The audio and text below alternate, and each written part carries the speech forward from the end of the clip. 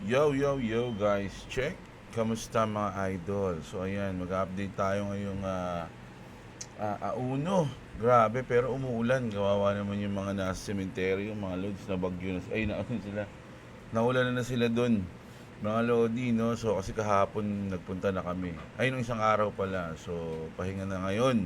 Pero mag-update tayo ngayon mga idol, no? So grabe ang mga news natin ngayon mga lods, no? Check natin kung ano mga balita, update tayo sa presyo ng ating mga crypto, syempre. Kung titignan natin ang ating XRP, pasensya na kayo, medyo parang may kagat ako sa ay, pag nagsasalita ako may ano namamaga yung ipin ko eh. Sakit ng ipin ko. No, ayan. Mag-update tayo, grabe, no? So, may singaw eh, no? May singaw yung boses. Ayan. Okay. So, check muna natin yung ating crypto bubble, mga lodi, no? Crypto bubble natin, medyo, ngayong oras na to, hours, medyo nagkakaroon ng downtrend. Pero sa day, parehas lang eh, mga idol eh. Yung dash, oh. Sino meron nito, mga lodi? No, itong dash na to, kasi parang dati na ano ko na to eh, kaya lang hindi ko na pinansin. Ngayon, medyo uma-uptrend mga lodi, no? O, ayan. So, punta na muna tayo dito sa sinabi ni CZ. Kasi, yung ating chart, medyo downtrend ngayon eh, no? O, ano ba to? 2.5. Ang Bitcoin at Ethereum, titignan natin. Naglo-loading pa to mga lodi. Ayun na. 110. So, umabot to ng 107. Ngayon, balik siya sa 110. Ethereum, under 4,000, 38 mga lodi. Solana, 186. Grabe yung Solana, no? Ang daming ano ngayon eh. Ba't kaya pinag-aaway nila yung Solana at XRP Army, no? Wala namang problema yon mga lodi. Dahil Solana, goods naman din yan. XRP goods naman din, di ba? Hindi naman pwedeng isa lang yung magtagumpay sa crypto, no? Lahat naman 'yan magtatagumpay mga lodi. Kaya talaga ngayong mga araw panahon na to is nang shake out sila. Sa tingin ko, planado yung government shutdown ngayong October. Ito yung umpisa dapat eh. Kaya lang shutdown yung government mga lodi. Ang dami sanang naaprobahan ngayon. No? So sabi dito ni CC, Binance founder CC says many dips along the way. So magkakaroon pa daw ng mga dips, mga lodi. So kumapit lang kayo, mga idol. Baka pagdating ng lipara na, wala na, naiwan na tayo pag mga ganyan. Sabi nga rito, if you can't handle the heat, get out of the kitchen. Pinaliwanag niya pa yung kasabihan eh. Ayan. Tapos, eto mga lodi. Kaya sinama ko to, medyo ano ko dito eh. Si Speaker Mike Johnson just backed President Trump's call to nuke the Senate filibusters and end the Democrat shutdown with 51 votes instead of 60. This is exactly what President Trump said in his Truth post last night. We just want this to end. Ito ata yung shutdown mga lodi, no? Kailangan gusto na nila matapos. Democrats don't even deny they're causing the pain. They admit it, no? Should Senate Republicans follow Trump's lead and nuke the filibusters to end the shutdown? Mga idol, no? So, alam niyo yung nakausap ko, nakwento ko na ba sa inyo yan, na meron akong call center agent na na tropa. Tapos yung mga customer nila, dahil nga shutdown yung government mga lodi, talagang wala silang mga sahod. Magkakaroon lang sila ng sahod. Siguro, di ba, nagtatrabaho sila. Kunyari, sahod ngayon, wala kasi sarado yung yung naka-shutdown yung government eh. Makukuha lang nila yung sahod nila pag nawala na yung shutdown, mga lods, no? Kaya hindi rin naman siguro magtatagal to ng mga 2 months o something na gano'n na sobrang tagal, kasi marami nang may hirapan pagka gano'n, mga idol. Kaya si Trump pinipilit niya na anuhin na to, tapusin na to, no? So sana nga matapos na yan mga idol, no? Tapos eto naman, ako, sa mga may H-bar dyan. Canary Capital ETF now holds over 235 million or $45 million H-bar. That's 0.5% of all H-bar supply. In 3 days, Steve McClurg, Canary Capital CEO, discussed the H-bar ETF and Hedera as the leading technology utilized by enterprise. Parang ano lang to mga to, mga lodi. Syempre, para alam niyo yung mga pag nasa radyo ka, sabi nga ni Boss Robo, lahat ng mga radio station number 1, di ba? Pag pumunta ka sa Wish, number 1 radio station. Tapos pag pumunta ka naman sa 97.1, number 1 station. So lahat number 1, no? Sa mga crypto din, may mga ganun, no? The leading technology, no? Ito, H-bar, tapos ganun din sa Chainlink, ganun din sa Solana, ganun din sa XRP. So, mas maganda yan, makita na lang natin yung performance, di ba?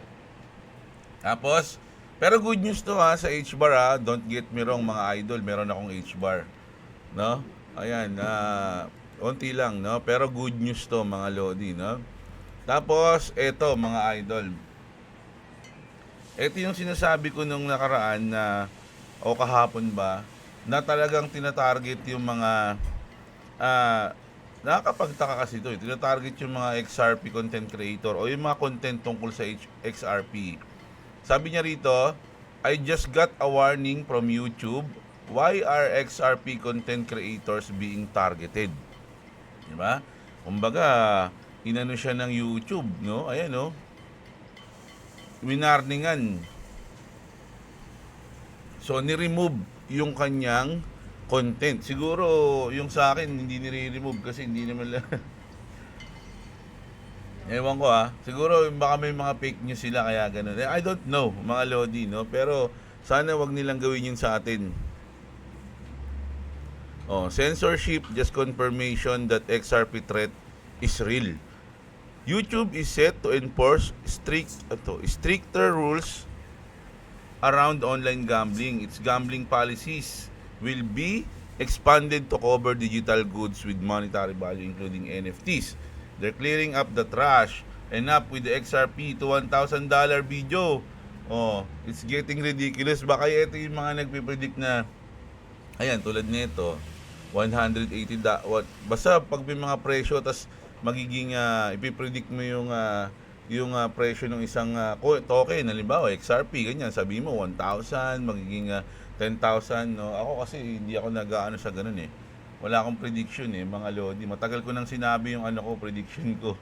Ang prediction ko 11 to 30 lang mga lods, no? Yun lang. Yung iba kasi sobra na, no? Maabot na ng 4 digit to 5 digit, no? Grabe na yun. Ako nga 2 digit lang ako Masaya na tayo ron if ever. Mga lods, no? Tapos, pero nakakapagtaka yun mga lodi na bakit, kasi marami ng kilala niyo si Libay, si Edo Parina, sila yung mga nawala sa YouTube o nabura yung channel nila dahil nagko-content sila ng XRP, parang ganun, no? Sabi niya nga rito, just finished saying that today, all the XRP YouTubers are being targeted. They are afraid something big is coming, much bigger than anyone is anticipating. Kasi mga lodi, nakapagtaka, hindi naman to nangyayari dati. Diba? Wala namang ganito na nagta-target ka ng specific na token para parang i-ano mo siya, atakihin, parang ganoon, di ba? Parang tinagalog ko lang. Parang ganoon, no? Wala namang ganito dati, ilang cycle na nangyari. Maraming nagta-trash talk sa Bitcoin, no? Pero dati pero hindi naman nila pinapabura yung channel, tinatanggal yung binablock yung mga ganitong video. Pero ngayon bakit ganoon? Parang ang sobra naman, di ba? Mali yun, Brad. Ano masabi niyo dun? Di ba? Bukod dyan, mga lodi, tatawa ako dito. Pero, again, no? Parehas goods yung Solana tsaka sa akin, XRP. Although wala akong Solana, pero hindi ko naman dahil wala akong Solana, kailangan ko na silang atakihin. Hindi naman po ganun, no? Dito nakalagay, Solana says that Ripple is not the same level as Solana. So, ibig sabihin, wala naman siyang sinabi kung anong level yung something na, ano, di ba? Sabi kasi dito, what does security institutional custody look like in a tokenized world? Next week, at swell, 2025, Ripple swell to eh. Mga Lodi, November, ano to, 5-6, ay, 4-5. Nako, napakalapit na. No, mga Lodi, no?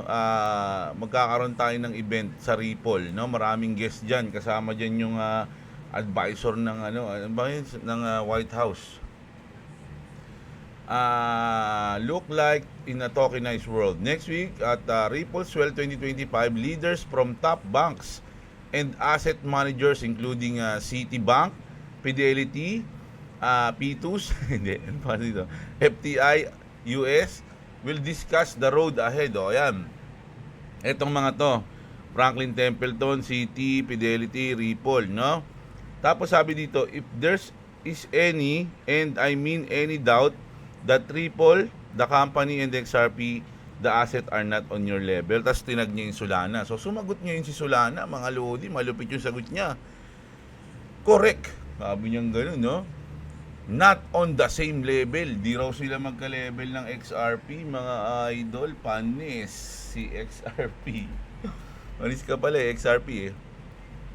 Sandy Cole from Franklin Templeton on how to talk crypto with Solana. Sandy Cole, dito ba? Ito pala yun, si Sandy Cole. Ayan. Sandy Cole on LinkedIn says Solana serve as a unifying digital era layer that can provide investors around the world with real-time 24 hours access to previously unreached assets. Si Jenny Johnson naman, CEO ng Franklin Templeton, iba rin yun, no? Iba pala si Sunny Cole ng Franklin Templeton tsaka si Jenny Johnson ng Franklin Templeton. Solana is one of the first institutional focus chains. Fidelity, Solana Spot ETF, meron daw. Fidelity adds support for Solana for retail investor alongside BTC and Ethereum. Citi, ito, Citi Group, cite Solana's high TPS stablecoins report. Citi explore financial products on Solana. So, ang pinaka-pinukusan kasi dito ng mga commentor yung pagkasabi niyang correct, not on the same level. O, di ba? Kumbaga parang hindi daw sila magka-level. Sa anong paraan hindi sila magka-level? Solana talk speed, Ripple moves trillion, not the same league. Correct. The XRP ledger doesn't break down as much with network-wide outage and periods of performance degradation. Alam niyo mga hinahanap ko yung video ng yung binalita ko dati na interview ng isang CEO na yun nga yung nag-breakdown yung Solana sa nung lumabas yung Trump tsaka Melania ko, yung nag-breakdown yung Solana kasi hindi kinaya ng Solana yung volume. 'Di ba? Tapos ang tinawag nila is si Brad Garlinghouse para ayusin yung sira na yun. Ay yung yung kompromiso na yun, mga Lodi, 'di ba? So, doon pa lang mga Lodi, maano nyo na yung sa same level. Parang ayun yung sa akin eh. Kaya lang hindi ko na mahanap yung video na yun. So, kanina hinahanap ko yun eh. Batid nga ako eh. Sino kaya pero kung nanonood kayo sa akin, maano niyo 'yun. Maalala niyo yung binalita natin na 'yan. Marami nang nag-comment dito. Syempre sinabi na Solana got jokes today. Ayan. 'Di ba? Pero ito pa pinakita. Ripple is a real deal. Every chain is afraid of it. Most talk shit about it. The most hated or loved crypto, but Ripple keeps moving people wrong. Nakita nyo naman yan, mga Lodi. Ito yung mga pupunta sa Ripple Swell ngayong November 5 November 4 to 5 sa New York, mga Lodi, no? Bloomberg, Nasdaq, BNY Mellon, Franklin Templeton, Citigroup, BlackRock, Fidelity, JP Morgan Chase, Mastercard, CME Group, Moody's, State Street, ito, DBS Bank, di ba? Tsaka meron pang isa yung sa taga White House. Meron nun. Nabalita natin yun eh. Di ba? So, ayan. Ako hindi na ako sasali dito sa mga laban-laban nila kasi mahirapan ako mag-English. Pero okay lang 'yan, mga lodi, no? Sa akin friendly competition para sa akin 'to, mga lods, no? Hindi siya talagang rektang atake o talagang personalan for me. Siguro friendly competition lang. Pinapakita lang na okay, ano tayo labanan tayo pero hindi yung galit, di ba? Parang ganun. Dapat ganun tayo, hindi tayo na may personal. O yan. Bitwise and Banek have submitted updated filings for their XRP S1 application. So, I'm not sure kung tatakbo to ngayong shutdown yung government, pero goods yan, no? Sabi nga dito, two giants filing together. The XRP floodgates are officially creaking pala, sorry. Ayan. Ako para sa akin, normal lang yung nangyayari sa chart. Siguro shake out ka rito kapag wala kang plan. Kumbaga yung date na hindi mo alam kung kailan ka magpa-profit o hindi, mga lodi, or for short term ka lang. Ganun, no? Pero ako, wala, hindi ako na zero damage yan, mga lodi.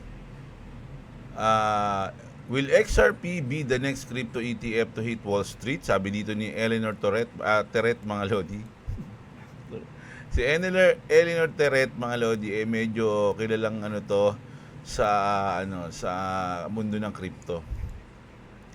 Canary Funds XRP Spot ETF could be the next crypto fund to launch following an amended S1 filed last Friday. Plus, market structure wheels are turning and the week's top stories. Nako, alam nyo, na-excite ako sa pagkatanggal ng shutdown, mga idol. Pagkatanggal niyan, nako, ano kaya mangyayari?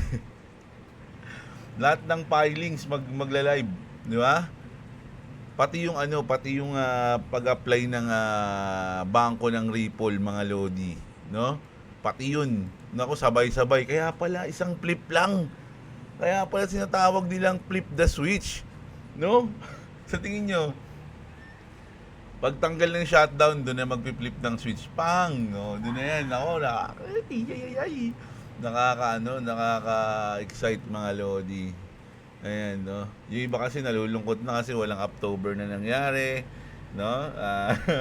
Ang asahan na lang natin yung Moonbember. At syempre, pag hindi nangyari yung October, ini-expect agad nila, wala nang mula na yan. Moonbember na yan, taragis yan. Wala na yung Bullsember na yan, yung sa December. Diba? Medyo sumusuko na sila agad lahat, mga lodi, kasi hindi na nangyari yung number 1 Kumbaga dun, yung umpisa wala, hindi nag-start diba? Pero syempre, huwag nyo isipin yun, mga lodi. Malay nyo, ang start mas pinipigilan, mas mataas yung paglipad, diba? Parang ganun. For the IMF to adopt an asset, sovereign nations must adopt it first. Once Ripple lowers its XRP holding below the Clarity Act threshold, it opens the door for global use without risk. That's how becomes a global reserve asset where its price isn't discovered, it's set, mga lodi. Itong IMF, mga lodi, pwede pala nilang iset kung magkano yung magiging presyo ng XRP, no? Grabe yun. Ano kayang nangyari dun? Exactly. Once XRP clears the threshold, it's game theory on a global scale.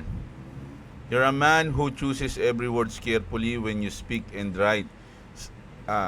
Sounds like you think we may have a while to go still. Sovereign nations must adopt it first. The Ripple needs to lower their XRP level, sell, donate, invest, barter, trade, give.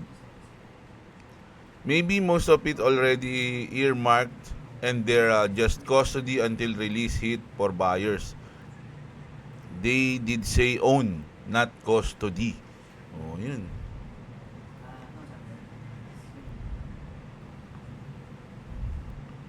Tapos, mga lodi, eto parang nagkaroon lang ng commercial yung, alam nyo naman pag sinabing Internet of Value, mga lodi, no? Iba na yan, mga lods, no?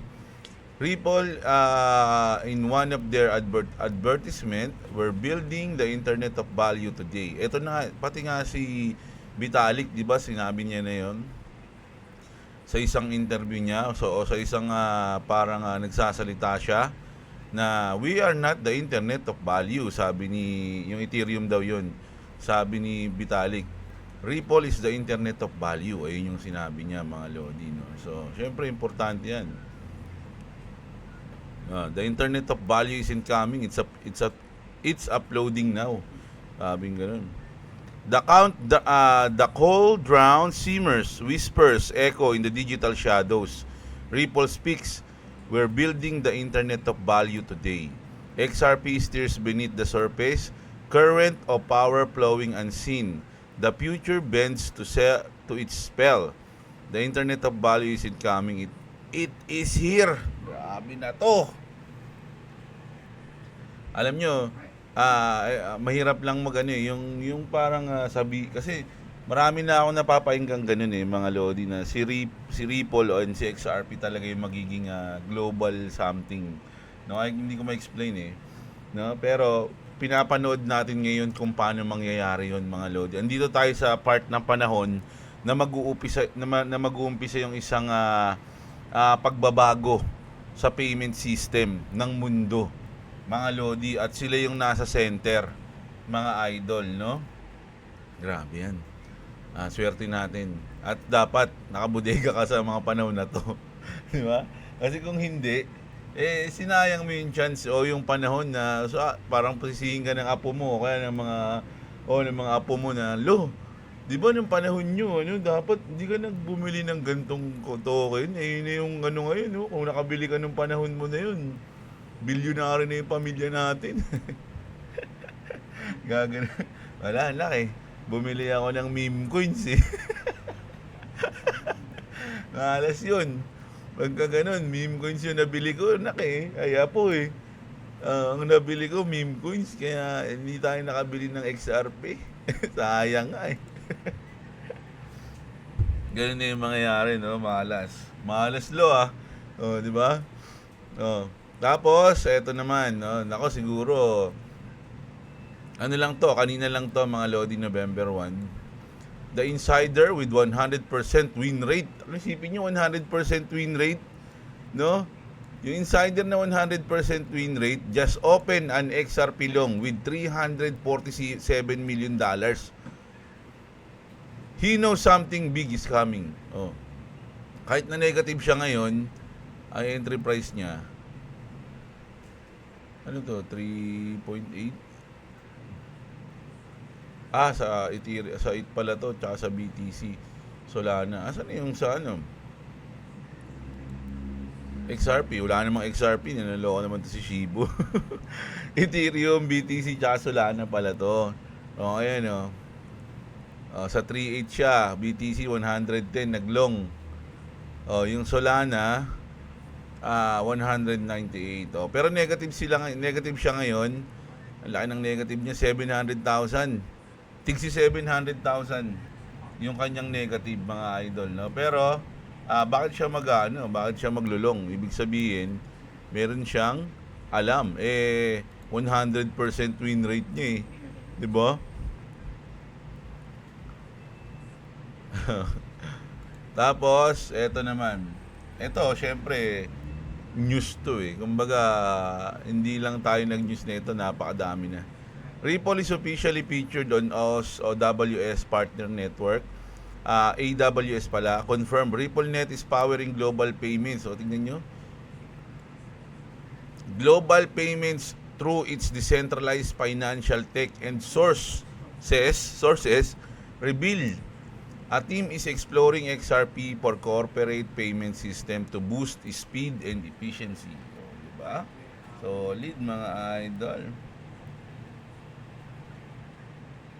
Ito, medyo nagkaroon si Charted ng mga trash token dito. Pero merong nagsabi sa kanya, what am I saying is that you traders need to think beyond charts, market cap, and bull runs, mga lodi.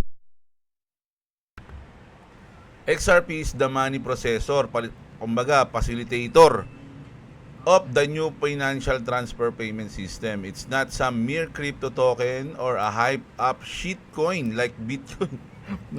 Naaaway kasi. Whose perceived value is about to plummet, mga lodi, no? Marami kasing nagsasabi na, pero sa tingin ko hindi sa Bitcoin na medyo ano kasi si Bitcoin, mga lodi, for me. Saka si Ethereum. Sa bagay, ako kasi yung Ethereum, Solana, magaganda kasi yung technology niyan. Pero sa Ripple kasi tsaka sa XRP, parang sila yung pinaka-the best eh. Pero hindi mo pwede ring maliitin yung mga yon kasi talagang subok na rin yung mga yon, 'di ba? Kaya yung mga sinasabi nila na hindi rin ako masyadong naniniwala na biglang mag-zero babagsak si Bitcoin ganyan. Medyo kalokohan yun, mga lodi, napaka-OA naman nun, 'di ba? Siguro sabay-sabay lilipad yung mga yan, pero meron lang talagang lilipad ng medyo mauusadan niya yung mga predecessor niya, mga galon, no? Hindi predecessor kasi matagal na rin si XRP. Kaya lang siya na-stuck kasi may kaso, di ba? Pero mausadan niya, mga lodi. Ganun lang sa tingin ko. Pero hindi yun yung babagsak, magsisiro, kalokohan yun sa akin. XRP is the money, ayun na nga, no? Whose perceived value is about to plummet. XRP has been chosen, no? Ayan na nga, yung mga chosen na yan. Parang pag ganito kasi yung pinapainggan ko, parang ayun yan, parang naging kulto na yung nangyayari na parang sobrang sinasamba mo na si XRP pag ganyan eh. Mga idol eh, no? Sa akin hindi naman ganun, no? Lahat naman tayo pumunta rito sa crypto world para mag-profit, no? Maging realistic lang tayo, halimbawa, ganun lang yung sa akin, no? Halimbawa lang. 10,000 plus minimum and sooner than you think, mga lodi. This is not a little run, mate. We are about to witness the global currency reset back to gold, and the money will be facilitated by XRP Ledger and supported by the other ISO 222 transfer payment facilitators. Alam niyo na yung mga 222 coins na compliance dyan, ha? XRP is a generational wealth investment, much more than some big gain crypto token, no? Grabe yung sinabi niya rito. XRP is a generational wealth investment, sabi niya. Tapos tinanong niya, alam ko may tinanong siya rito na AI. Sinagot siya ng, once XRP reaches full global institutional adoption, which is ano yun? SWIFT, DTCC, RWA o Real World Asset Tokenization, CBDCs, Commodities and Value Transfer on XRP Ledger, the sustainable range for XRP would likely need to be $10,000 to $50,000 per XRP. Lower bound 10K enough to handle SWIFT scale flows plus RWA. Upper bound 50K enough to handle everything on XRP Ledger, SWIFT, DTCC, RWA, Gold, CBDC without network congestion. Grabe, no? Imagine, meron ganyang kalaki, no, yung presyo ng XRP. Bumili ka lang ng 100 XRP ngayon, milyonaryo ka na. 'Di ba? So, for me, medyo siguro aabot to, pero hindi ngayong panahon na to. Siguro mga 2040. May ganun. Kaya lang, syempre, kaya nga tayo nag-cycle. Syempre, kailangan enjoyin mo rin yung profit mo. Imaginein mo rin kung aabot nga ng ganyan yan, pero kung ugod-ugod ka na, hindi mo na may enjoy yung profit mo, mga idol. Pwede naman mag-profit ka ng maliitan lang, enjoy mo yung buhay mo, 'di ba? Hayaan mo na yung iba sa mga pamilya mo. 'Di ba? So, huwag ka masyado maghangad kasi yung paghahangad, mga lodi, umiiksi yung buhay mo pagka ganun, mga lods. Umiiksi yung happiness. O, diba? Kasi so kakahangad mo, inintay mo ng matagal, hindi ka nag-enjoy on the way, di wala rin, parang kaiksi lang ng buhay mo. Maabot mo man yung gantong presyo, kaya lang sobrang tanda mo na siguro. Ang baga, hindi mo na rin siya may enjoy, diba? So mas maganda na mag-enjoy tayo on the way up, diba? on the way up, masaya tayo. Hindi yung on the way up, sobrang seryoso mo.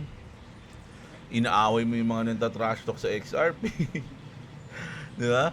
On the way up, di pag-trash talk ka sa mga ibang community. Di ba? Pangit yun, mga idol. Hindi ka mag-enjoy nun. Tapos ito yung maganda na napanood ko ngayon, mga Lodi. Sana pakinggan niyo mabuti.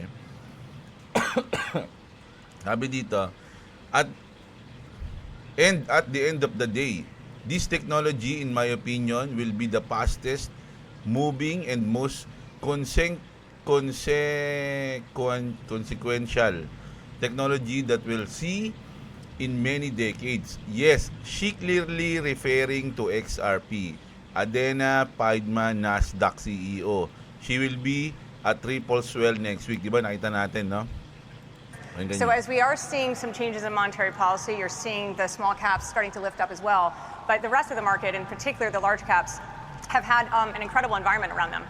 There is an incredible technology that is coming. It's on the scene. It's extremely early, but it's already having effect. I think that people, as a general thesis, tend to be very excited and enthusiastic early. And at the end of the day, this technology, in my opinion, will be the fastest moving and most consequential technology that we'll see in many decades. It's an incredible technology that will come, and I do think it will achieve a lot of incredible productivity gains over time.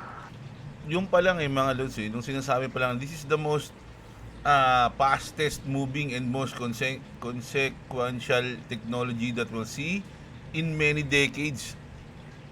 Tapos XRP yung tinutukoy niya doon pa lang magkakakulo ka na, mga Lodi, kung gaano katindi.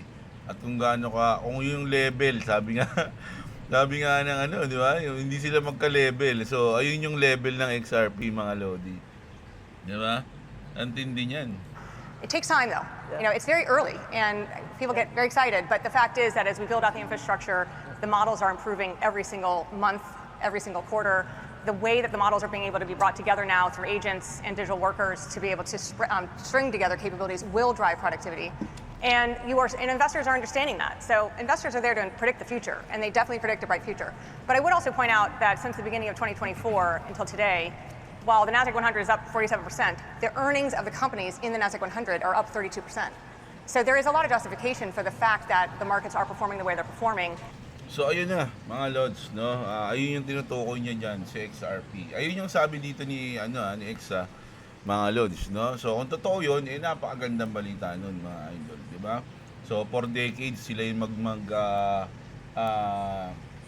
mangunguna, pinakamabilis at pinakamaganda, mga idol, no?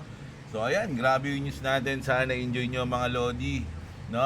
Try natin mag-news ulit mamaya if kaya pa, mga idol. No, if di naman, next video, bukas ng umaga. So, kita-kits tayo, mga idol. Sana huwag nyo kalimutang mag-like and subscribe sa channel natin. Sa mga wala pang crypto exchange dyan, mga magbubudega, mga Lodi, no? Andyan yung link natin ng description sa baba, mga idol, no? At solid dyan, meron kayong mga bonus and discounts dyan, no? Kita-kits tayo. Maraming salamat sa lahat, mga idol. Magandang araw sa inyo, mga kapatid. At what's up? Subscribe to Clover TV, subscribe to Diablo. If you want to subscribe to me, it's link in the description. Also, if you don't subscribe to me, I'll become Gojo. Gojo? Who's that? Gojo. That's what I said. Yes. Peace!